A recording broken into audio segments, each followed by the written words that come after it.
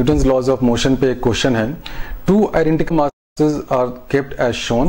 Both the masses are equidistant initially from the pulley and the string is horizontal. तो ये मास मेरा दो है, दोनों का मास इक्वल है और दोनों इक्विडिस्टेंस है। क्या इसका मतलब, अगर ये L डिस्टेंस पे है तो ये L डिस्टेंस पे ही है। When the mass M2, मैं इसका नाम M2 देता हूँ और इसको मैंने हॉरिजॉन्टली ऐसे रखा है और यहाँ पे मैंने इसको हाथ से पकड़ के रखा है। अब मैं क्या करता हूँ कि इस सेकेंड मास को M2 को यहाँ से ड्रॉप कर देता हूँ। तो ऑब्वियसली ड्रॉप करूंगा तो ये नीचे इधर की ओर गिरेगा, इधर आएगा, ड्रॉप होगा तो इधर आएगा। When the mass M2 is dropped from its position, which of the options below is correct? And all the surfaces are frictionless and string remains taut throughout the motion. तो देखिए इस क्वेश्चन में क्या हो रहा है कि हमारे पास दो मास है, ये M1 है और ये M2 है और दोनों का मास इक्वल है। मैंने M1 M2 सिर्फ उसको दिखाने के लिए लिखा है कि ये मेरा फर्स्ट मास है, ये मेरा सेकेंड मास है, दोनों का मास इक्वल है। और ये जो स्ट्रिंग है ये भी L लेंथ है फ्रॉम दिस पुली। पहले मैंने इसको पूरा हॉरिजॉन्टल करके रखा, अपने हाथ से यहाँ पे होल्ड किया और टाइम t=0 पे मैं इसको ड्रॉप कर देता हूँ, छोड़ देता हूँ और सारा सरफेस जो है वो फ्रिक्शनलेस है। और ये जो मोशन हो रहा है यहाँ से यहाँ, उस मोशन के दौरान ये जो स्ट्रिंग है वो भी टाइट रहता है, यानी स्लैक नहीं होता है। तो ऑप्शन आपसे पूछा गया है कि पहले ये M1 इस पुली के पास आएगा या ये वाला M2 पहले इसको हिट करेगा इस vertical side of the table. तो ऑप्शन फर्स्ट है M1 reaches pulley before M2 hits vertical side of table, M1 reaches pulley after M2 और थर्ड ऑप्शन है both events happen at the same time. तो ये question की setting है। तो इसका मैं फ्री बॉडी डायग्राम बनाता हूं कि किसी एक टाइम इंस्टेंट t पे जब ये मोशन हो रहा है तो कैसा फ्री बॉडी डायग्राम होता है।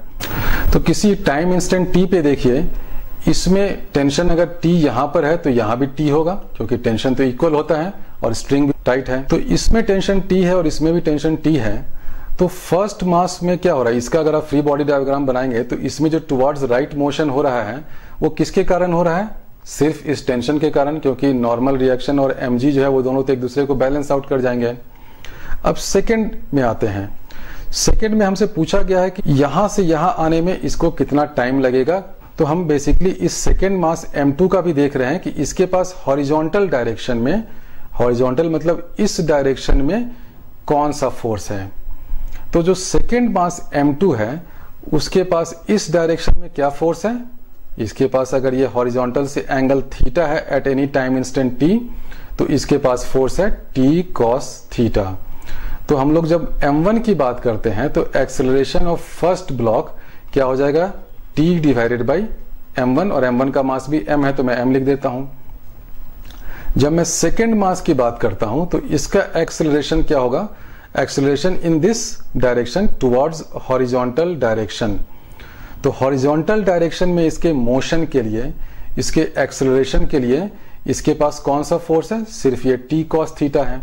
तो A2 क्या हो जाएगा, t cos theta divided by m। तो अब देखिए A1 is greater than A2 क्योंकि A1 में t है और A2 में तो आपके पास t cos थीटा है।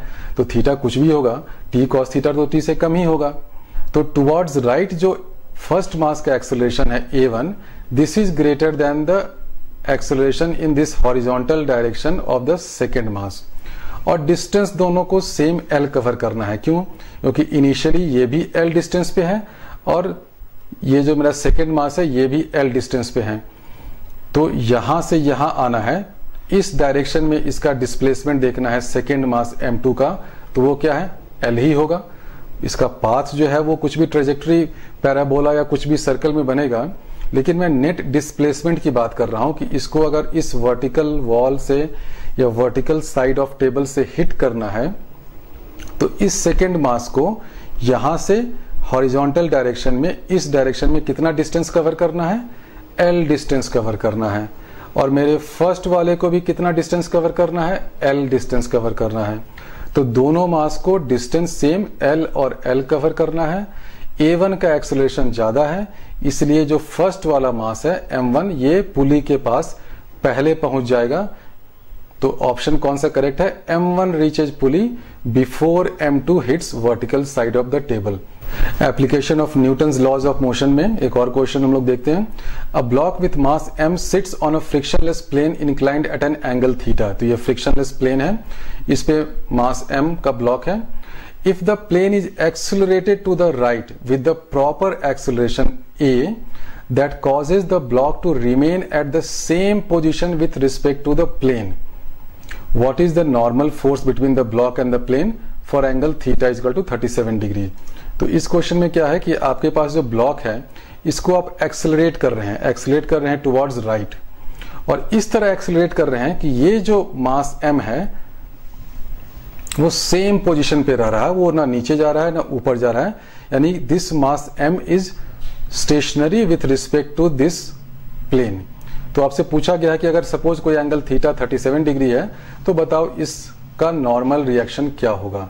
तो इस मोशन को मैं एनालाइज करता हूं अपने लैब फ्रेम में या ग्राउंड फ्रेम में।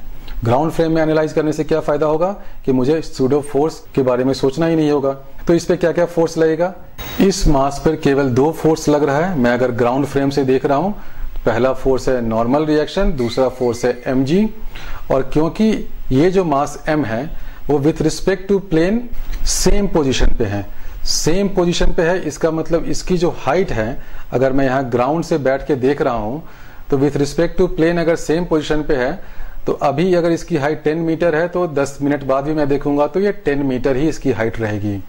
इसका मतलब मैं अगर ग्राउंड फ्रेम से देख रहा हूं तो ये जो मेरा मास m है वो वर्टिकल डायरेक्शन में, इस डायरेक्शन में कोई मोशन नहीं कर रहा है, इस डायरेक्शन में कोई मोशन नहीं कर रहा है।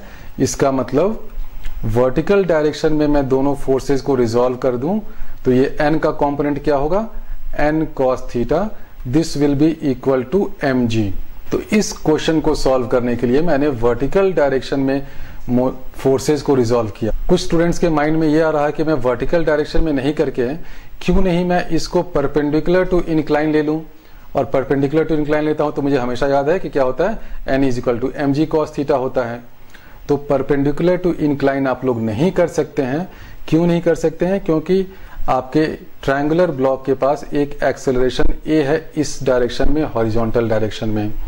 तो जैसे ही आप परपेंडिकुलर टू इंक्लाइन की बात करेंगे तो आपके पास इस एक्सेलरेशन a का एक कंपोनेंट आएगा।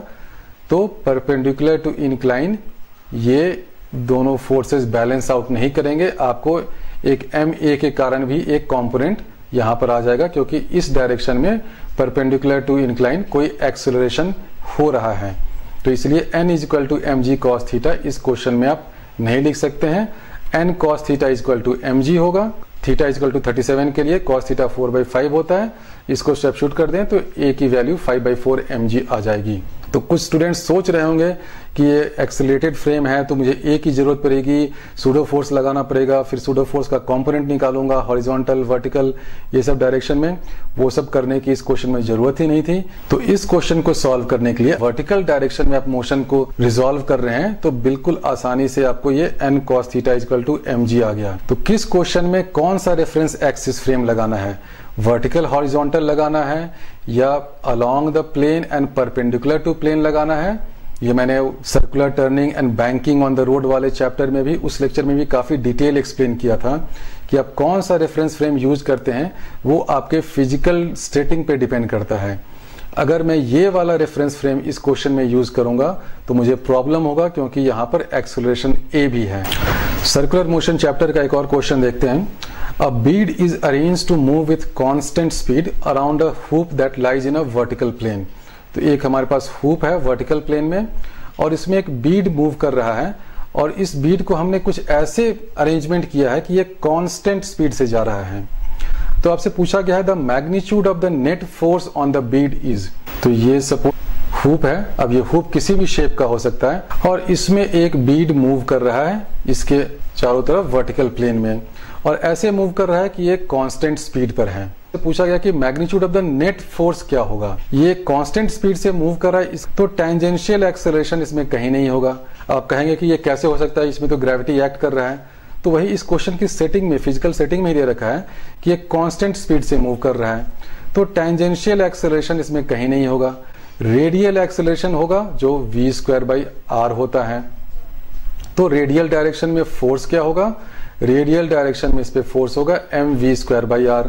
अब क्योंकि ये कांस्टेंट स्पीड है तो फोर्स जो है वो हर पॉइंट पे, टॉप पे, बॉटम पे, साइडवेज, आप कहीं भी चले जाइए, नेट फोर्स इस पर कांस्टेंट रहेगा and it will be same at all the points. तो ये देखिए इस क्वेश्चन में पूछा क्या है, magnitude of the net force.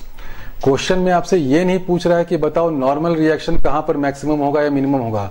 Normal reaction जो है इस वर्टिकल हुप में भी हर पॉइंट के लिए अलग अलग होगा, लेकिन नॉर्मल रिएक्शन और जो वेट है उन दोनों का जो रिजल्टेंट आएगा, जो नेट फोर्स होगा, वो नेट फोर्स कांस्टेंट होना पड़ेगा, वो mv²/r ही होगा।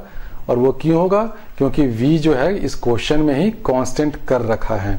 अगर आप इस क्वेश्चन में नॉर्मल रिएक्शन फाइंड करना चाहें और आप बॉटम पे आ जाएं तो n बॉटम, मान लीजिए कि जो नॉर्मल रिएक्शन एट बॉटम है ये ऊपर की ओर लग रहा है, तो क्या हो सकेगा, n bottom minus mg is equal to mv²/r होगा, क्योंकि यहाँ पर एक फोर्स नीचे की ओर लग रहा है mg और n बॉटम है जो ऊपर की ओर लग रहा है, तो n bottom minus mg is equal to mv²/r। तो बॉटम पॉइंट पे आपका जो नॉर्मल रिएक्शन है वो mg प्लस mv²/r है। मैंने ये अज्यूम किया है कि जो इनवर्ट डायरेक्शन है ये मेरा पॉजिटिव डायरेक्शन है। अगर आप टॉप पर आ जाएंगे और आप अज्यूम कर लें कि ये वाला डायरेक्शन जो है वो आपका रेफरेंस एक्सिस जो है, ये जो है इनवर्ट डायरेक्शन वो पॉजिटिव है, तो आप टॉप पर जब आइएगा तो देखिए क्या होगा, n एट टॉप वो नीचे की ओर एक्ट करेगा। मैं अज्यूम कर रहा हूं कि नीचे की ओर एक्ट करेगा, अगर ये इस आंसर में एक नेगेटिव आ जाए इसका मतलब ऊपर की ओर एक्ट करेगा। तो n at top plus mg is equal to mv²/r। n at top का मतलब क्या हुआ, नॉर्मल रिएक्शन एट टॉप। तो इसको आप लिखें तो क्या आ जाएगा, n at top is equal to mv²/r minus mg। तो देखिए इस क्वेश्चन में नॉर्मल रिएक्शन बॉटम पे, नॉर्मल रिएक्शन टॉप पे दोनों अलग अलग है, लेकिन क्वेश्चन में पूछा क्या था, पूछा था कि नेट फोर्स का मैग्नीट्यूड क्या होगा, वो कांस्टेंट होगा। और टॉप पे देखिए नॉर्मल रिएक्शन मैंने लिखा है mv²/r माइनस mg, और v आपका अगर बहुत स्मॉल है तो हो सकता है n टॉप आपका नॉर्मल रिएक्शन लेस देन 0 आ जाए। लेस देन 0 का मतलब क्या है कि ये ऊपर की ओर एक्ट कर रहा है, क्योंकि ये जो मैंने इक्वेशन लिखा था उसमें मैंने अज्यूम किया था कि मेरा जो नॉर्मल रिएक्शन है वो नीचे की तरफ है, उस डायरेक्शन को मैंने पॉजिटिव लिया था। तो अगर मेरा n एट टॉप नेगेटिव आएगा इसका मतलब ये नॉर्मल रिएक्शन ऊपर की ओर एक्ट कर रहा है। तो देखिए इस क्वेश्चन में नॉर्मल रिएक्शन हर जगह चेंज कर रहा है, लेकिन जो नेट फोर्स है वो सेम है at all points. Next question देखते हैं। A heavy string of mass m Hanks between two fixed points a and b। a and b point पर एक हेवी स्ट्रिंग को, ये स्ट्रिंग हेवी है उसको हैंग किया है। The tangents to the string at a and b are at an angle theta with the horizontal. ये horizontal है उसे थीटा एंगल पे है।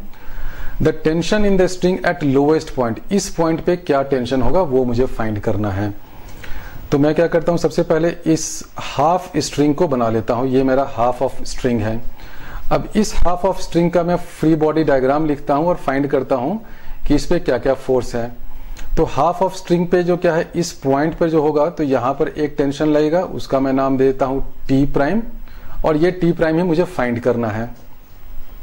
अब मैं इस पॉइंट पर आता हूं तो यहां पर एक टेंशन लगेगा, वो होगा T। इस टेंशन को मैं वर्टिकल और हॉरिजॉन्टल डायरेक्शन में रिजॉल्व कर देता हूं। अब ये एंगल थीटा दिया हुआ है तो यहां पर ये कंपोनेंट इसका T sin थीटा हो जाएगा, और ये वाला हॉरिजॉन्टल कंपोनेंट इसका T cos थीटा हो जाएगा। और इसके पास एक और फोर्स कौन सा रहेगा, वो mg/2 तो होगा ही, क्योंकि मैं हाफ ऑफ स्ट्रिंग की ही अभी बात कर रहा हूं। अब इन सारे फोर्सेज के एप्लीकेशन के बाद मेरा जो स्ट्रिंग है वो इक्विलिब्रियम में है। तो वर्टिकल इक्विलिब्रियम की बात करते हैं तो क्या आ गया, T sin theta is equal to mg/2, क्योंकि वर्टिकल डायरेक्शन में मेरे पास सिर्फ ये T sin थीटा फोर्स है और वो mg/2 को बैलेंस कर रहा है। तो T sin theta is equal to mg/2, और T cos theta is equal to T' हो गया।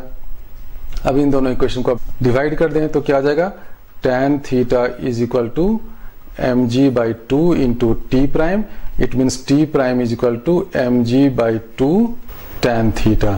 तो ये C ऑप्शन करेक्ट है। तो इस क्वेश्चन को कैसे मैंने सॉल्व किया, आप हाफ स्ट्रिंग के पोर्शन को ले लें, उसका फ्री बॉडी डायग्राम बनाएं, तो इस हाफ पे यहाँ पे एक जो टेंशन टी प्राइम होगा जो मुझे फाइंड करना है, वो जो होगा हॉरिजॉन्टल डायरेक्शन में होगा। क्यों होगा?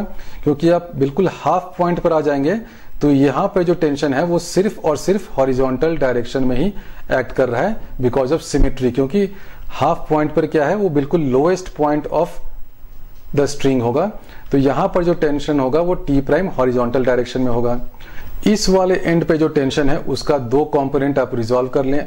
वर्टिकल डायरेक्शन में टी साइन थीटा, हॉरिजॉन्टल में टी कॉस थीटा। इस टी साइन थीटा जो है वो mg/2 से बैलेंस आउट हो जाएगा और ये जो टी कॉस थीटा है वो टी प्राइम से बैलेंस हो जाएगा। तो ये इक्वेशन आ गया। इस दोनों इक्वेशन को आप डिवाइड कर दें तो टी प्राइम की वैल्यू आ गई mg/2 tan थीटा। तो ये करेक्ट आंसर है।